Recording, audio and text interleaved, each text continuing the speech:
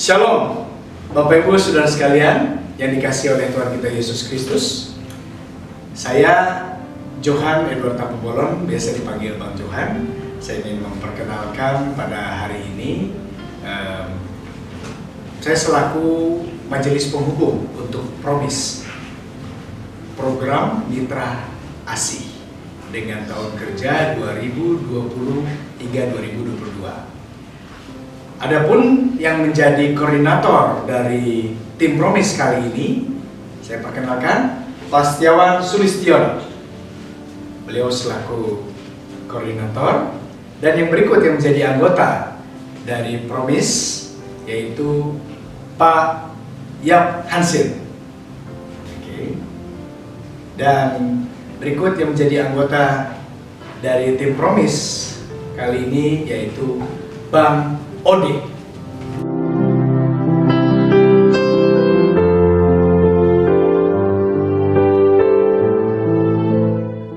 Pak Set, boleh nggak ceritain sedikit sejarah tentang Promise ini? Kira-kira sudah berapa lama sih kehadiran Promise ini? Serta coba ceritakan sedikit latar belakang kenapa Promise itu harus ada. Silakan Pak Set. Ya, Promise dibentuk itu kira-kira 6-8 tahun yang lalu. Tapi 2 tahun terakhir sempat berhenti. Dan sekarang Majelis Jemaat memutuskan untuk jalan lagi. Diaktifkan lagi ya? Diaktifkan kembali. Kira-kira apa yang menjadi dasar pemikiran maka para pendiri Promise berpikir Promise itu penting, harus ada? Ya, kalau saya tanya sekarang, putra Pak Jo, kira-kira bayar uang sekolah berapa per bulan? Sangat mahal. Betul. Dan banyak sekali orang tua yang tidak mampu menyediakan dana itu rutin setiap bulan. Nah, oleh karena itu, ya kalau kita gotong royong mengumpulkan uang, dana untuk membantu anak-anak sekolah ini, supaya mereka bisa bayar biaya sekolah Lebih ringan. lebih ringan. Oh, berarti salah satu tujuannya itu membantu meringankan beban pendidikan anak-anak. Ya. Oke. Dan kita harus ingat, pendidikan itu sangat penting. Ya. Jadi beberapa hal yang terjadi di dunia ini adalah karena kurangnya pendidikan. Oke. Jadi Berarti kita mempunyai panggilan atau kewajiban untuk membantu anak-anak memperoleh pendidikan yang lebih baik, supaya dunia ini juga semakin baik. Oke. Terima kasih Pak Set.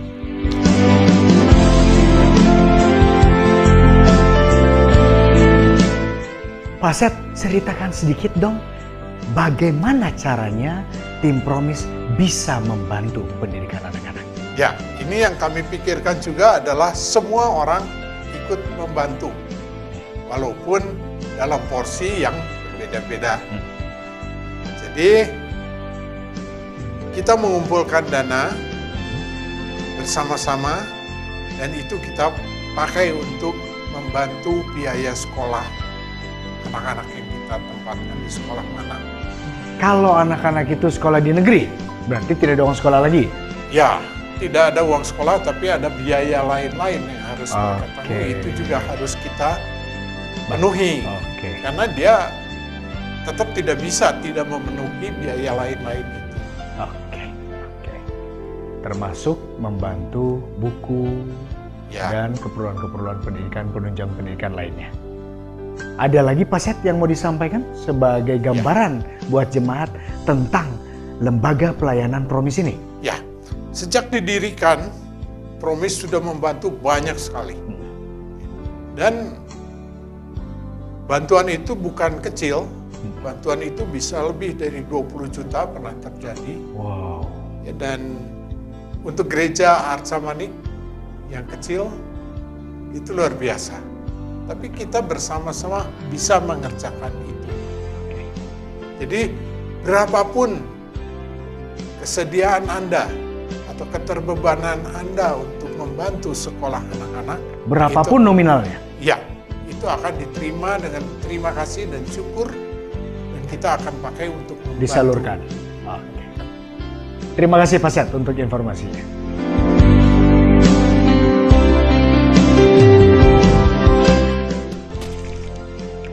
Sekarang kita ingin mendengar lebih jauh tentang teknis dari program Mitra ASI ini.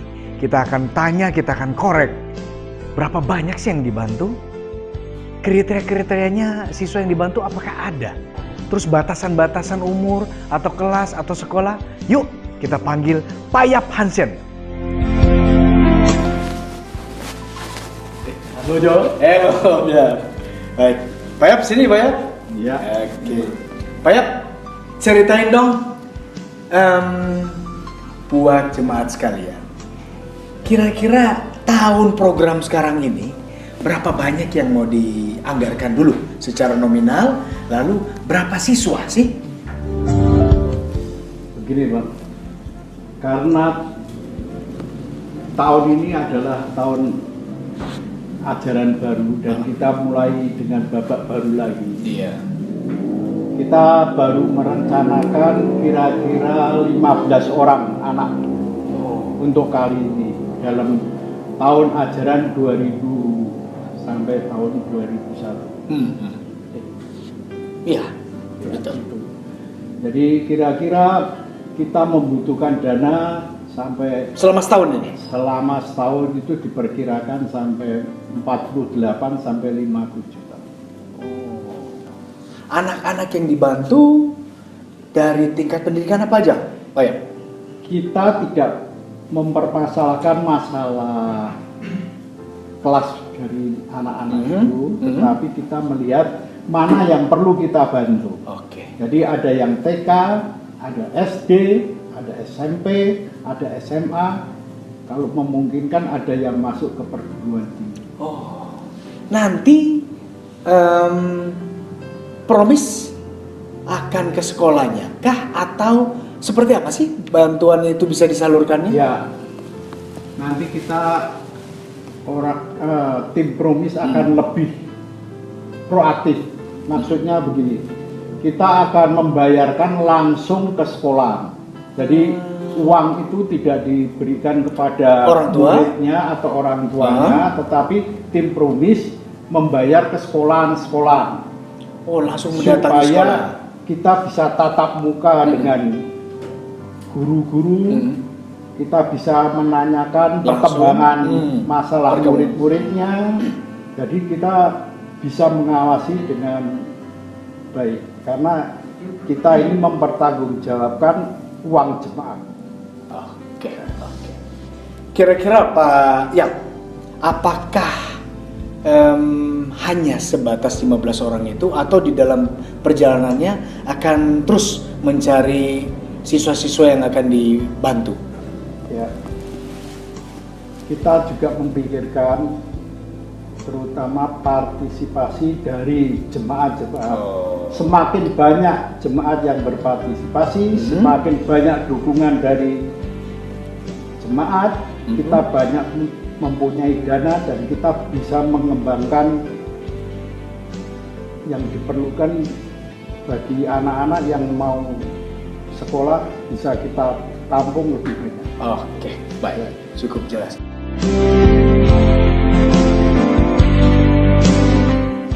Pak Yap, beritahukan kepada kami, jemaat sekalian, apa yang harus dilakukan orang tua jika ingin mendapatkan bantuan dari Promis? Ya, sebetulnya gampang aja. Begini, kalau memang ada orang tua yang terbeban untuk mengikutkan anaknya sebagai anggota Promis, mereka bisa menghubungi langsung dengan Bang Jo untuk formulirnya atau ambil ke Bapak Marsudi di kantor gereja. Oke. Supaya nanti ada formulir diisi, kita tahu posisinya, maksudnya mau di kelas berapa, sekolahnya di mana, kebutuhannya berapa, jadi kita nanti bisa pertimbangkan. Oke, baik. Terima kasih Pak Yap untuk informasinya. Terima kasih.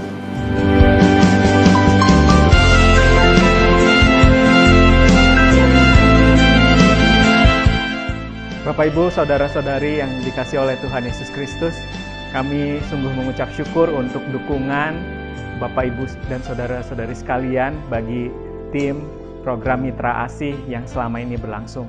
Dan kami harapkan bantuan dari Bapak Ibu, saudara-saudari sekalian untuk tetap mendukung dan membantu tim Promise sehingga banyak anak-anak yang dapat melanjutkan pendidikannya. Dan kami juga mengundang Bapak Ibu sekalian untuk dapat mengirimkan dukungan dana ke rekening tim Promise, yaitu rekening BCA cabang Ahmad Yani dengan nomor 4372513849 atas nama Yap Yansi. Kami percaya setiap dukungan dari Bapak Ibu dan saudara-saudari sekalian itu sangat berarti dan sangat berharga bagi anak-anak. Karena apa yang Bapak, Ibu, saudara-saudari lakukan itu dapat membantu anak-anak dalam pendidikan mereka se-Indonesia. Kami juga mengingatkan kepada Bapak, Ibu, saudara-saudari sekalian yang mau mendukung untuk menjadi donatur tetap bagi tim Promise untuk dapat mengisi formulir yang sudah disediakan, yang dapat Bapak, Ibu, saudara-saudari dapatkan di kantor gereja dengan menemui Bapak Marsudi, ataupun juga melalui link yang akan disampaikan seperti ini. Oleh karena itu, Bapak Ibu sekalian dimanapun Bapak Ibu berada, Bapak Ibu tetap bisa mendukung tim Promise GKI Arca Mani.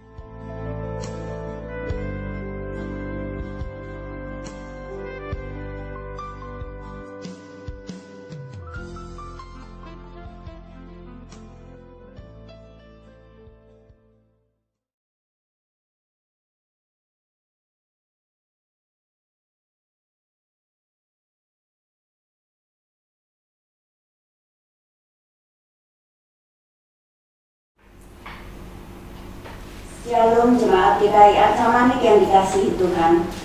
Ibadah hari ini Minggu tanggal 16 Agustus 2020 akan dilayangkan oleh Bapak Otnia Hakim Gultom. Selamat beribadah bersama dengan Jemaat GKI Arca Mani. Mari kita awali ibadah kita dengan bangkit berdiri.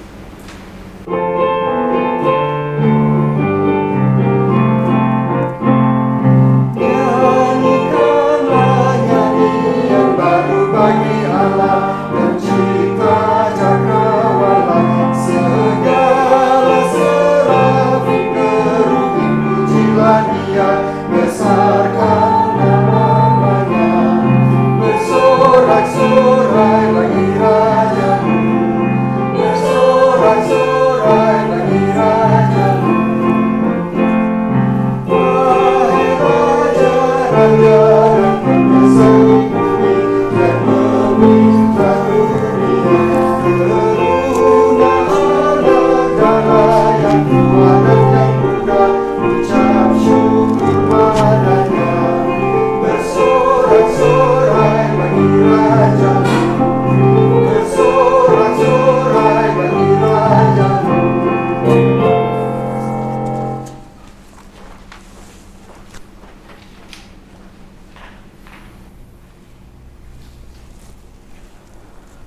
Umat yang dikasihi oleh Tuhan Yesus Kristus, marilah kita memulai ibadah kita pada hari ini dengan sebuah pengakuan bahwa ibadah kita berlangsung dalam nama Bapa dan Anak dan Roh Kudus. Amin. Kasih karunia dan damai sejahtera dari Allah Bapa kita dan dari Tuhan Yesus Kristus besertamu. Dan besertamu juga. Perbedaan masih menjadi masalah di dalam kehidupan kita sehari-hari. Bahkan seringkali akibat perbedaan itu terjadi konflik. Dan konflik itu bisa kita lihat di tengah-tengah kehidupan bangsa kita ataupun di belahan bumi yang lain. Padahal Tuhan menciptakan manusia dengan segala perbedaan, keistimewaan, dan keunikannya. Marilah sebagai warga negara Indonesia yang akan merayakan 75 tahun kemerdekaan Indonesia, sebagai warga gereja dan juga sesama manusia, marilah kita mencermati apa yang dituliskan oleh penulis surat Kolose yang diambil dari Kolose pasal yang ketiga ayat yang ke-11 sampai 12 yang berbunyi demikian. Dalam hal ini tiada lagi orang Yunani atau orang Yahudi, orang bersunat atau orang tak bersunat, orang barbar atau orang skit, budak atau orang merdeka, tetapi Kristus adalah semua dan di dalam segala sesuatu. Karena itu sebagai orang-orang pilihan Allah yang dikuduskan dan dikasihinya, kenakanlah belas kasihan, kemurahan, kerendahan hati, kelemah lembutan, dan kesabaran.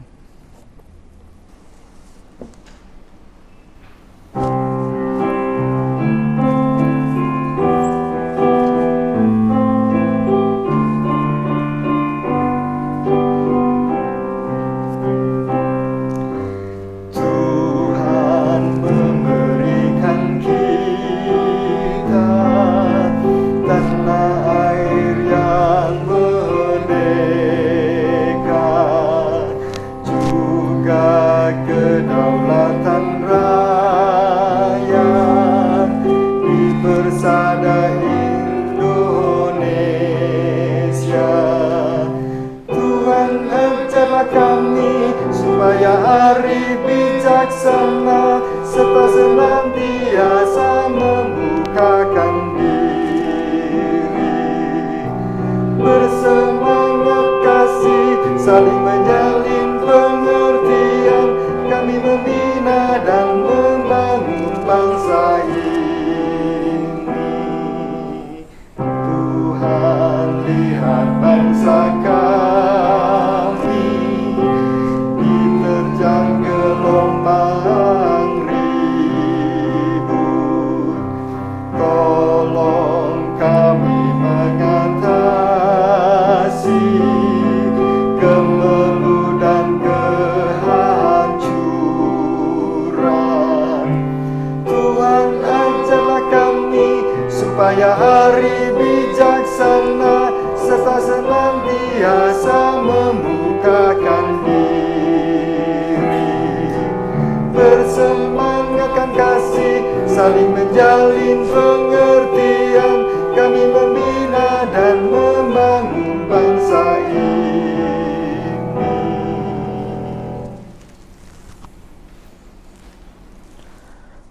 Mari kita dengan rendah hati mengaku dosa di hadapan Tuhan dengan menyanyikan pujian dari PKJ 37 bait yang pertama, Bila Ku Renung Dosaku.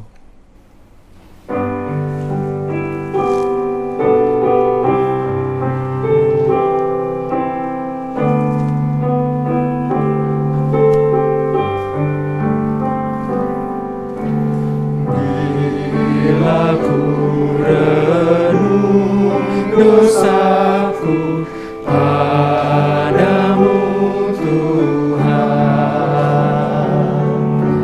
yang berulang ku lakukan di hadapanmu. Kasih sayangmu peliluranku, di bawah naungan sayapmu damai hatiku. Kasih sayangmu pengharapanku, usapan kasih setiamu selalu ku rindu. Mari umat, saya undang untuk bangkit berdiri, kita menyambut berita anugerah yang akan saya bacakan dari Mazmur 116 ayat yang ke-5 sampai yang ke-7. Tuhan adalah pengasih dan adil, Allah kita penyayang. Tuhan memelihara orang-orang sederhana. Aku sudah lemah tetapi diselamatkannya aku. Kembalilah tenang hai jiwaku, sebab Tuhan telah berbuat baik kepadamu. Demikianlah berita anugerah dari Tuhan. Syukur pada Allah.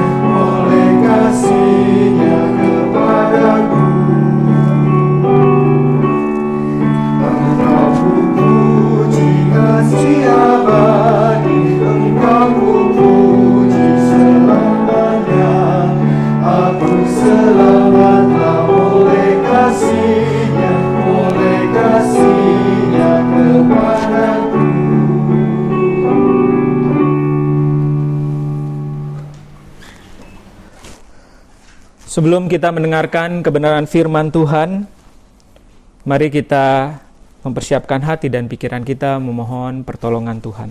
Mari kita berdoa. Bapa di dalam surga yang maha mulia, yang kami sapa di dalam juru selamat kami yang hidup, Tuhan Yesus Kristus, kami sungguh bersyukur kepada Tuhan untuk kehidupan yang Tuhan berikan, untuk kesehatan dan kekuatan, dan untuk waktu di mana kami bisa beribadah ya Tuhan. Meskipun kami akan beribadah secara online, tapi kami bersyukur ya Tuhan, di balik segala keadaan yang masih mencekam ini, kami boleh dikuatkan oleh kebenaran firman-Mu. Oleh karena itu berkatilah ya Tuhan, pembacaan firman Tuhan yang akan dibawakan oleh lektor, dan juga mazmur yang akan dinyanyikan oleh pemazmur, dan juga ya Tuhan, khotbah yang akan disampaikan oleh hamba-Mu ini. Tuhan berkatilah agar pelayanan firman ini benar-benar menjadi sumber kekuatan dan pengharapan baru bagi umat-Mu ya Tuhan, supaya umat-Mu tetap yakin dan teguh untuk hidup berserah kepada Tuhan Yesus Kristus yang sudah memberikan kehidupan dan juga kemerdekaan bagi bangsa kami. Bersabdalah ya Tuhan, kami umat-Mu sudah siap untuk mendengarkan. Hanya di dalam nama Tuhan Yesus Kristus Sang Firman yang hidup, kami telah berdoa. Amin.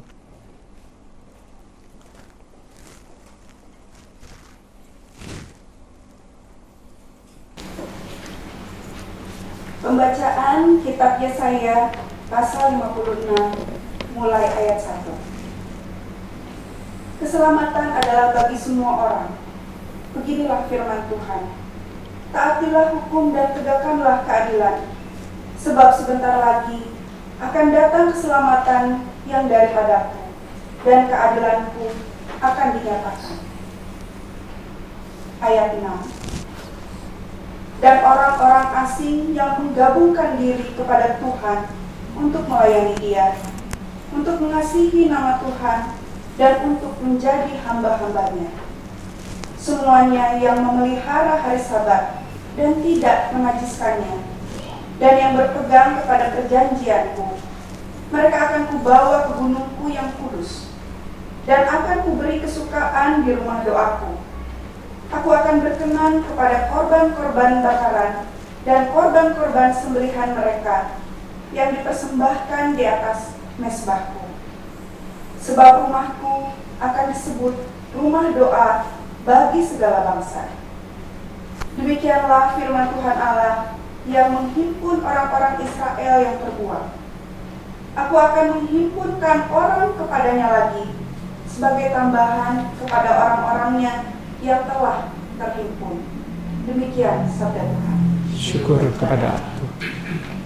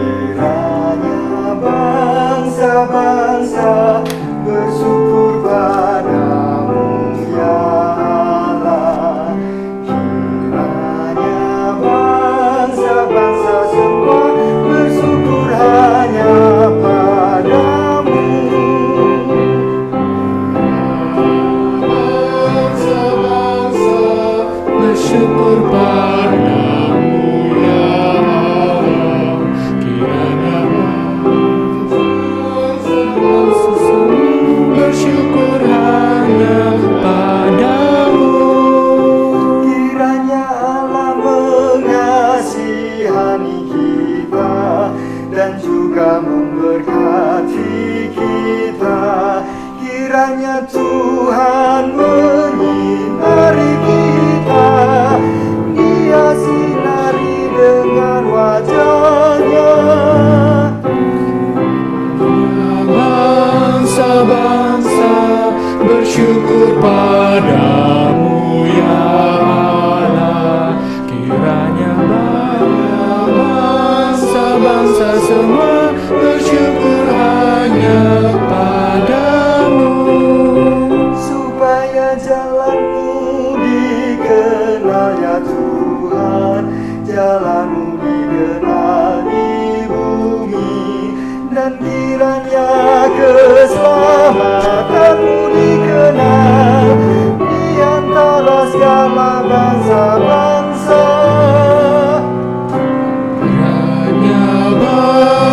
bangsa-bangsa bersyukur padamu ya Allah. Kiranya bangsa-bangsa semua bersyukur hanya padamu. Kiranya suku-suku bangsa bersukacita, mereka pun bersorak-sorai, karena Kau memerintah dengan adil. Kau tuntun setiap bangsa-bangsa. Kiranya bangsa-bangsa bersyukur padamu ya Allah. Kiranya bangsa-bangsa semua bersyukur hanya padamu. Dan tanah pun telah memberi hasilnya, ya Allah memberkati kita. Segala ujung bumi takutkannya, Allah kita memberkati kita. Kiranya bangsa-bangsa bersyukur padamu ya Allah. Kiranya bangsa-bangsa semua bersyukur hanya padamu.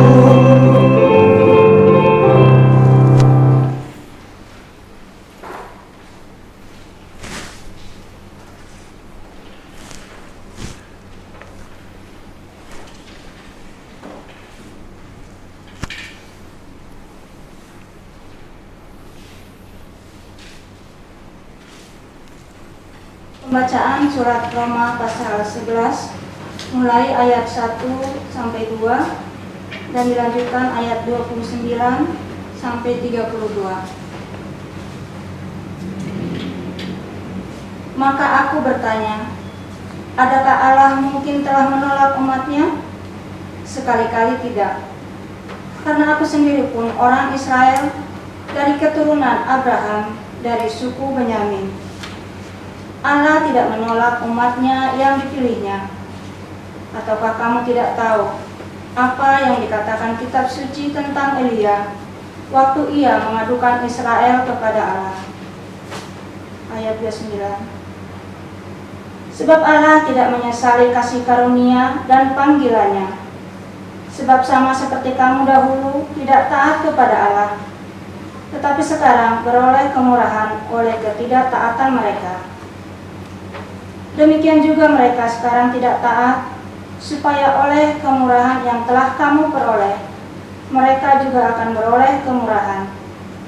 Sebab Allah telah mengurung semua orang dalam ketidaktaatan, supaya ia menunjukkan kemurahannya atas mereka semua. Demikianlah sabda Tuhan. Syukur kepada Allah.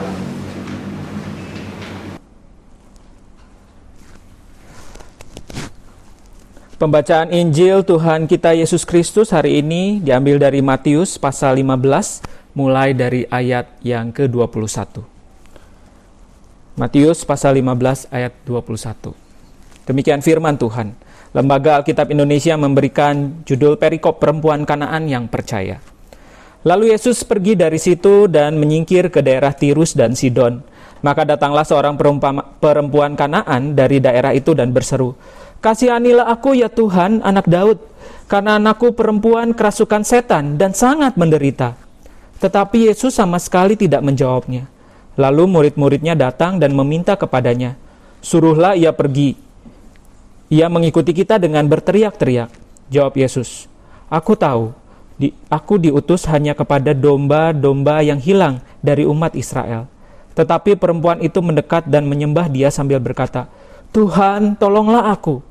Tetapi Yesus menjawab, "Tidak patut mengambil roti yang disediakan bagi anak-anak dan melemparkannya kepada anjing." Kata perempuan itu, "Benar Tuhan, namun anjing itu makan remah-remah yang jatuh dari meja tuannya." Maka Yesus menjawab dan berkata kepadanya, "Hai ibu, besar imanmu, maka jadilah kepadamu seperti yang kau kehendaki." Dan seketika itu juga anaknya sembuh. Demikianlah Injil Yesus Kristus, yang berbahagialah ialah mereka yang mendengarkan firman Allah dan memeliharanya di dalam kehidupan sehari-hari. Haleluya.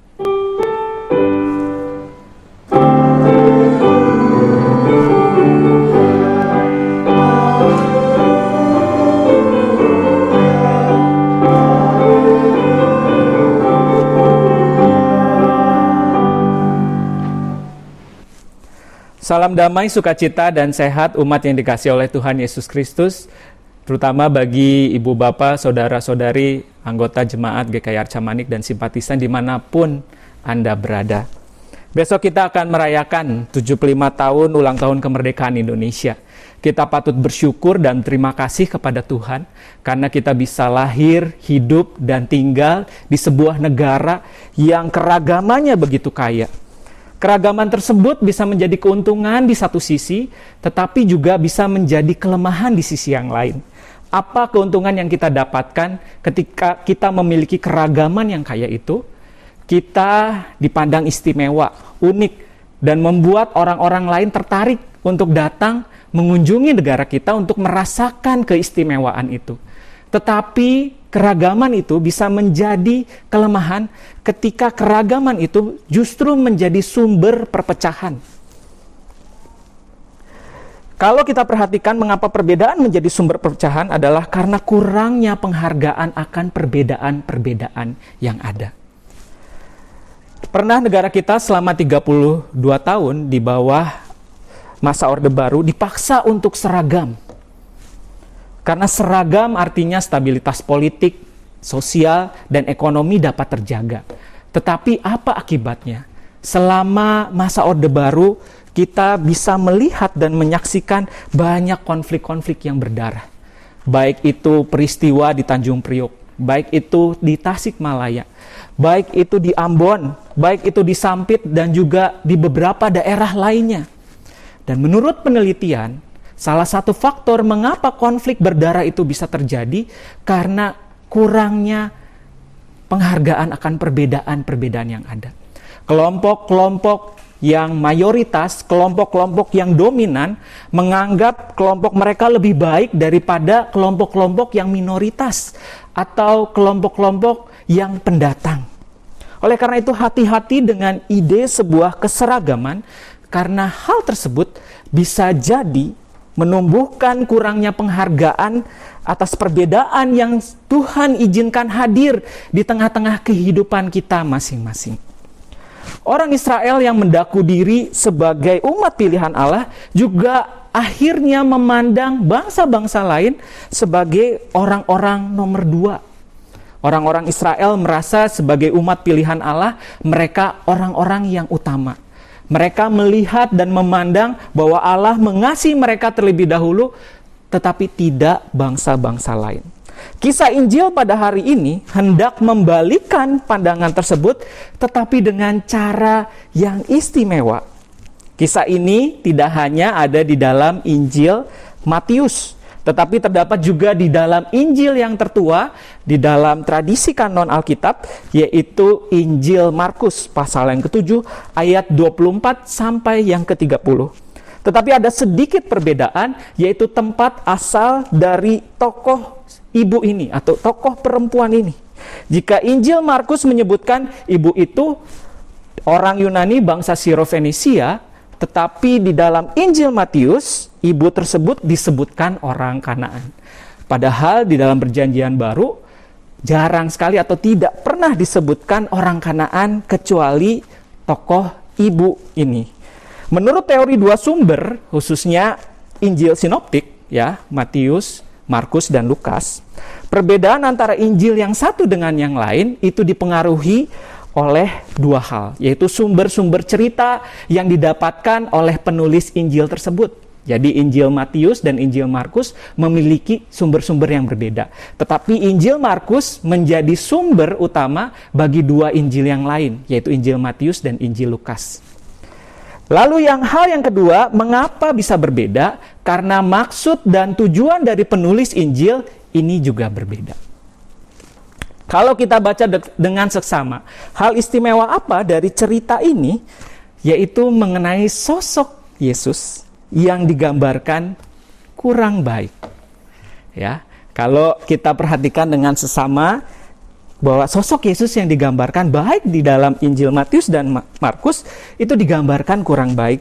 Yesus terkesan enggan untuk membantu perempuan yang kesusahan ini. Walaupun dia sudah menyapa Tuhan Yesus dengan sapaan Israel kuno gitu ya, kasihanilah aku, putra Daud atau anak Daud. Tetapi Yesus beserta murid-muridnya seolah-olah enggan untuk menengok, bahkan untuk melihat apa yang menjadi keluhan dari perempuan Kanaan ini. Lalu Yesus pun menyatakan, kedatangannya hanya bagi domba-domba yang hilang dari umat Israel, atau bagi orang Israel yang sudah tidak lagi mengikuti kehendak Allah, yang sudah tidak mengikuti hakikat yang utama dari hukum Taurat. Bahkan Yesus memberikan perumpamaan atas penolakannya. Perumpamaannya sungguh merendahkan, bahwa roti yang disediakan bagi anak-anak tidak patut dilemparkan kepada anjing. Dalam bahasa Yunani aslinya, anjing ini bukan anjing dewasa tetapi anak anjing. Jadi ada kesesuaian antara anak-anak dengan anak anjing. Dan itu sungguh jawaban yang merendahkan. Tetapi luar biasanya, ibu tersebut menjawab, walaupun dia tidak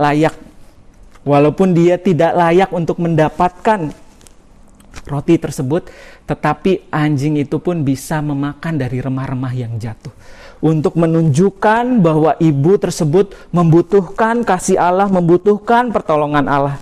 Oleh karena itu, Yesus memuji ibu tersebut dengan sebutan besar imanmu, atau dalam bahasa Yunani imanmu itu pistis, atau lebih tepatnya sungguh luar biasa jawabanmu, atau sungguh luar biasa argumenmu.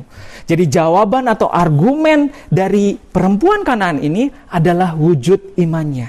Dan seketika itu juga Tuhan Yesus menyembuhkan anak perempuan yang sudah kerasukan setan dalam kurun waktu yang lama dari jarak yang jauh. Bagaimana perempuan Kanaan ini melihat kehadiran Yesus sebagai perwujudan kasih Allah bagi semua orang tanpa terkecuali. Seringkali para pengkhotbah menafsirkan bagian ini sebagai ujian bagi tokoh perempuan itu atau ibu yang anaknya kerasukan setan itu. Karena tokoh perempuan tersebut tidak pantang menyerah, maka itu terbukti sebagai bagian dari imannya. Ya, ketika diuji oleh Tuhan Yesus, ya ternyata dia tetap teguh pada imannya. Tetapi hal tersebut untuk membersihkan tokoh Yesus yang digambarkan kurang baik. Tetapi dalam cerita tersebut memang tokoh Yesus digambarkan kurang baik. Tokoh Yesus seolah-olah dia rasis, dia membeda-bedakan. Konon ada seorang pendeta GKI yang belum lama ini mendapatkan jabatan profesor, menggunakan penafsiran yang tadi saya sudah sampaikan ketika menghadiri konven pendeta GKI di sebuah klasis. Setelah penjelasannya ini selesai, para pendeta dari klasis itu protes. Mereka mengatakan bagaimana Yesus bertobat atau berubah akibat perempuan Kanaan tersebut. Gitu ya. Semoga saya juga nggak diprotes nih Bapak Ibu setelah khotbah ini.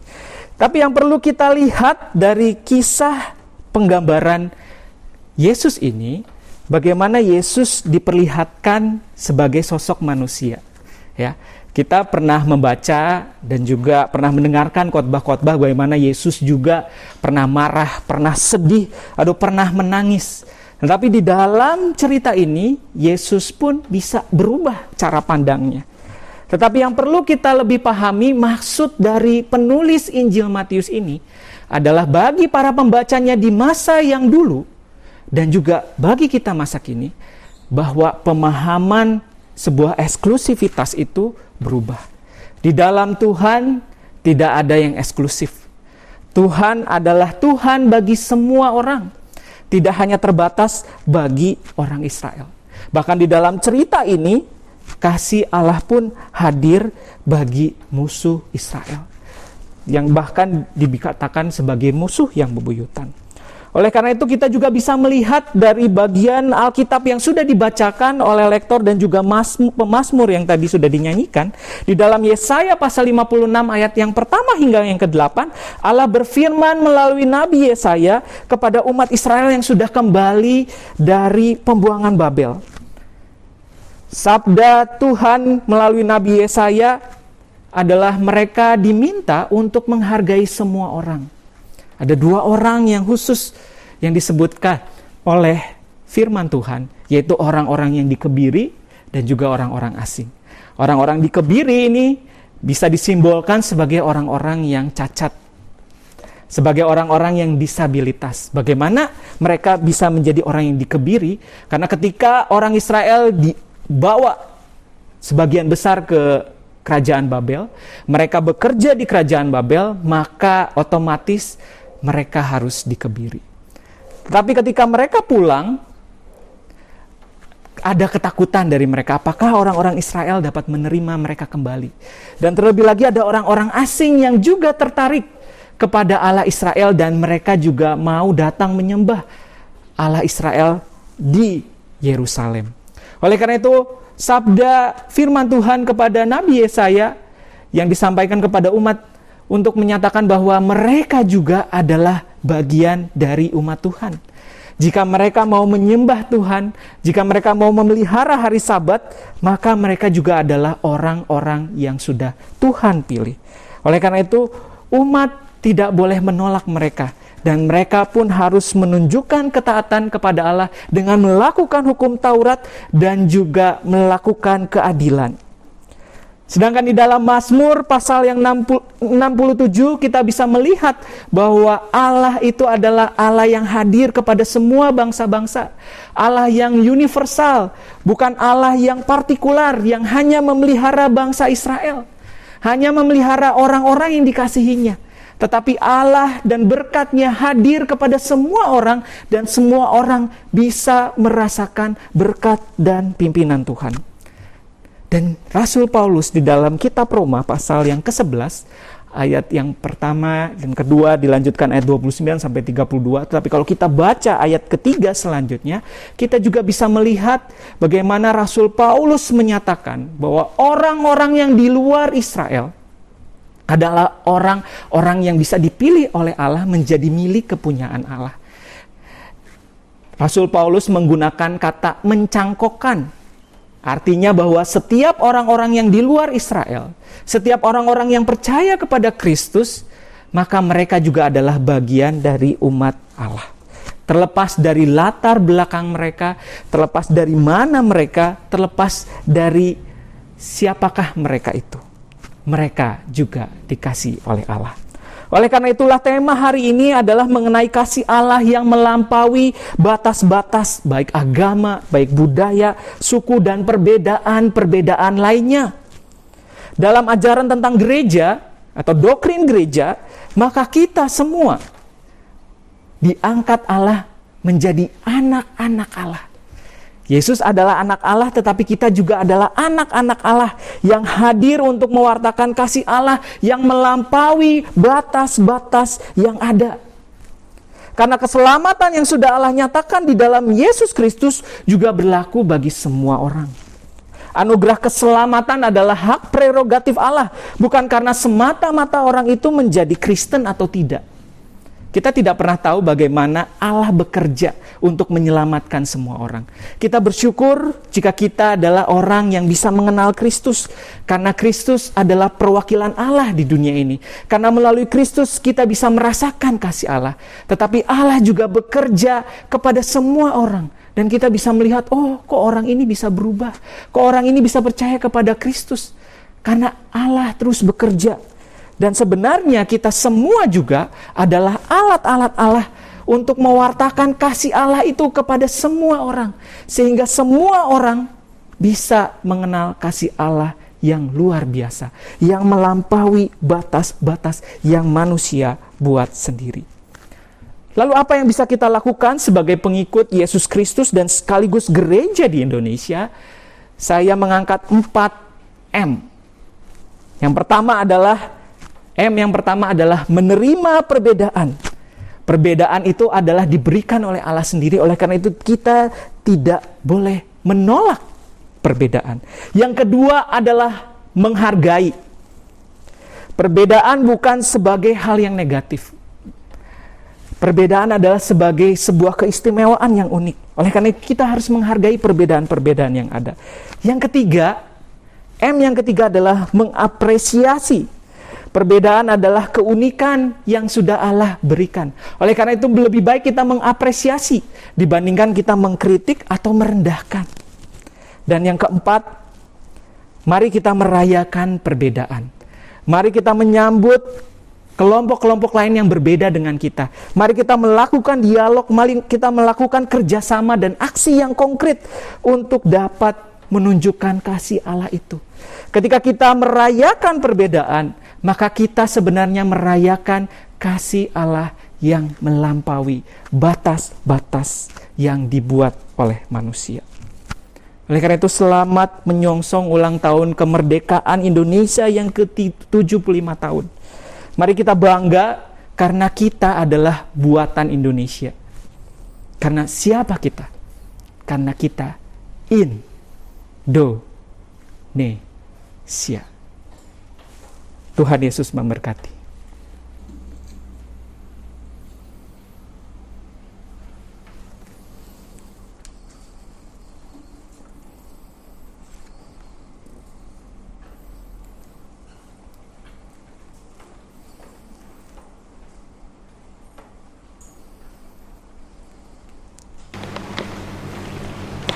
Marilah kita bersama dengan umat Allah di masa lalu, masa kini, dan masa depan, mengingat pengakuan pada baptisan kita menurut pengakuan Imam Rasuli.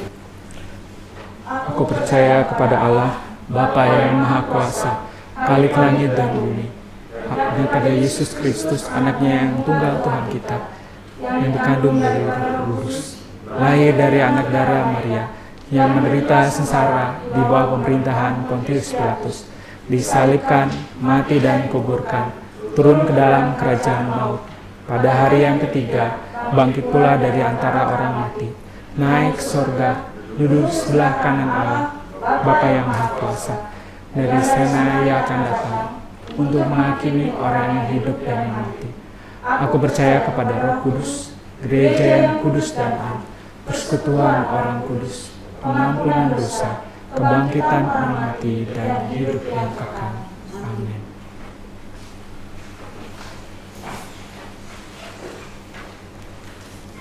Mari umat yang dikasihi oleh Tuhan Yesus Kristus, kita menyatukan hati dan pikiran kita memasuki doa syafaat. Mari kita berdoa.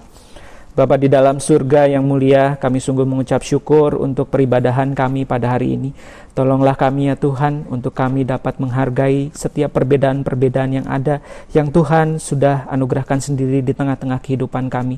Dan tolong kami ya Tuhan, untuk dapat mewartakan kasih Allah yang melampaui batas-batas yang dibuat oleh kami sendiri, supaya semua orang bisa merasakan kasih Allah yang besar itu, kasih Allah yang luar biasa itu, dan kasih Allah itu dapat menjadi sumber pengharapan dan sukacita bagi kehidupan kami, baik kehidupan bangsa kami dan juga kehidupan di dunia ini. Bapa di surga, dalam kesempatan ini kami juga hendak menaikkan doa-doa syafaat kami. Yang pertama ya Tuhan, kami berdoa bagi keluarga. Dimanapun keluarga ini berada ya Tuhan, berkatilah anak-anak yang belajar di rumah, berkatilah para orang tua yang harus bekerja di rumah ataupun yang bekerja di luar, bagaimana mereka berusaha untuk mendapatkan rezeki yang baik untuk mencukupi kebutuhan mereka. Dan juga ya Tuhan, kami mau berdoa bagi keluarga-keluarga yang bergumul, baik soal ekonomi atau kesehatan. Tuhan hadirlah bagi setiap keluarga-keluarga sebagai saudara-saudara kami ini. Tuhan pimpinlah mereka supaya di tengah-tengah kesulitan pun mereka dapat merasakan pertolongan Tuhan, dapat merasakan pimpinan Tuhan, sehingga di dalam setiap kesulitan-kesulitan mereka mendapatkan jalan keluar yang terbaik. Mereka mendapatkan pemulihan dari Tuhan dari sakit penyakit yang mereka alami. Dan di dalam keadaan-keadaan yang terbatas akibat perekonomian yang masih sulit, Tuhan mengulurkan tangan-tangan yang mau membantu mereka. Bahkan Tuhan mengulurkan bagi setiap orang-orang yang membutuhkan ini ya Tuhan. Bahkan bukan hanya kecukupan, tapi juga berkelimpahan. Supaya mereka senantiasa bersyukur kepada Tuhan dan mereka mau memuji Tuhan setiap waktu di dalam kehidupan mereka. Kami juga berdoa ya Tuhan bagi gereja GKR Camanik, persekutuan jemaat Tuhan kiranya terus Tuhan pelihara. Majelis jemaat dan hamba Tuhan yang sudah dipercayakan untuk memimpin gerejamu ini Tuhan, berilah mereka kesatuan, semangat, sukacita di dalam melayani jemaat Tuhan dan melayani Tuhan. Dan berkatilah juga ya Tuhan agar ibadah yang sudah berlangsung sampai sejauh ini dapat menolong setiap umat Tuhan, dapat menolong setiap kami semua untuk semakin beribadah kepada Tuhan dan mengandalkan diri kami kepada Tuhan. Dan berkatilah ya Tuhan di dalam rencana-rencana ibadah yang akan diselenggarakan secara langsung atau tatap muka. Tuhan berkati agar semuanya dapat dipersiapkan dan direncanakan dengan baik, sehingga jangan sampai ya Tuhan pandemi COVID-19 ini bisa menjangkiti jemaat-jemaat Tuhan yang hadir secara langsung. Kami juga berdoa ya Tuhan bagi 3 keluarga saudara kami ya Tuhan, keluarga Ivan Kurniawan Lesmana, keluarga Yap Hansin, keluarga Dwi Suryanti Kurniawan. Kiranya Tuhan terus memelihara kehidupan keluarga ini ya Tuhan. Kiranya Tuhan terus memberkati mereka, Tuhan memberikan kesehatan dan juga penyertaan di tengah aktivitas, di tengah pekerjaan, di tengah apapun yang mereka lakukan. Berkati juga anak-anak mereka, Tuhan berkati juga pelayanan mereka, sehingga melalui apa yang mereka lakukan dan mereka kerjakan, nama Tuhan boleh dipermuliakan. Jikalau di antara keluarga ini ya Tuhan, ada yang ada di dalam kesulitan, Tuhan juga tolong dan bantu. Dan pimpin kami juga sebagai saudara seiman juga dapat memperhatikan, dapat membantu saudara-saudara kami ini, 3 keluarga ini ya Tuhan, supaya terwujudlah ya Tuhan, gereja Tuhan, jemaat Tuhan, yang saling menolong dan saling menguatkan. Dan terakhir ya Tuhan, kami berdoa bagi negara kami Indonesia yang sebentar lagi akan merayakan ulang tahun kemerdekaan yang ke-75 tahun. Tuhan berkatilah pimpinan yang tertinggi, presiden, wakil presiden, para menteri dan semua pejabat baik yang di pusat maupun di daerah. Tuhan berkati kepolisian, Tuhan berkati militer, dan juga tim gugus depan penanggulangan COVID-19, agar mereka dapat melakukan tugas dan tanggung jawab mereka dengan tekun dan juga setia. Mereka berusaha yang terbaik yang mereka bisa lakukan ya Tuhan, sehingga pemulihan boleh terjadi di tengah-tengah bangsa kami. Dan biarlah momen ulang tahun kemerdekaan ini menjadi satu titik balik bagi kami, untuk kami dapat menjadi bangsa yang lebih besar, bangsa yang menghargai perbedaan-perbedaan yang Tuhan berikan. Terima kasih Bapa di surga, inilah doa dan permohonan kami yang kami naikkan hanya di dalam satu nama Tuhan Yesus Kristus, Tuhan dan Juru Selamat kami yang hidup. Amin.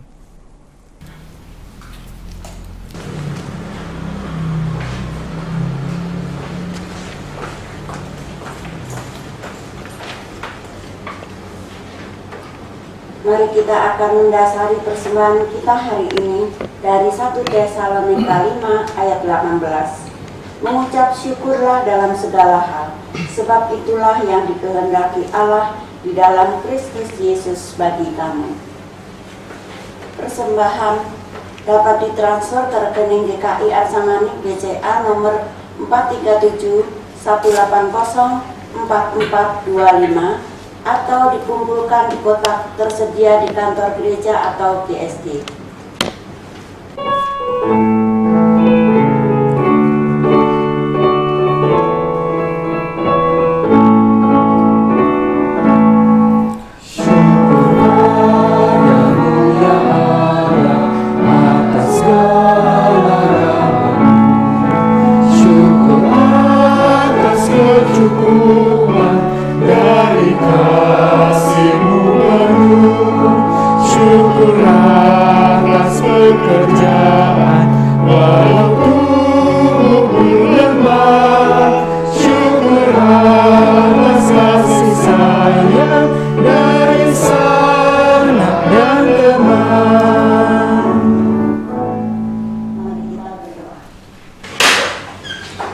Bapa di surga, dengan kasih dan rahmat-Mu, hamba-Mu dapat berdiri di tempat ini, mengucap syukur atas semua yang Tuhan beri, berkat yang senantiasa Tuhan limpahkan pada jemaat-Mu GKI Arjamani.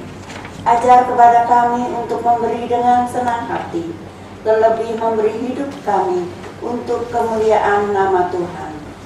Di dalam nama Tuhan Yesus yang memberi kehidupan, kami sudah berdoa.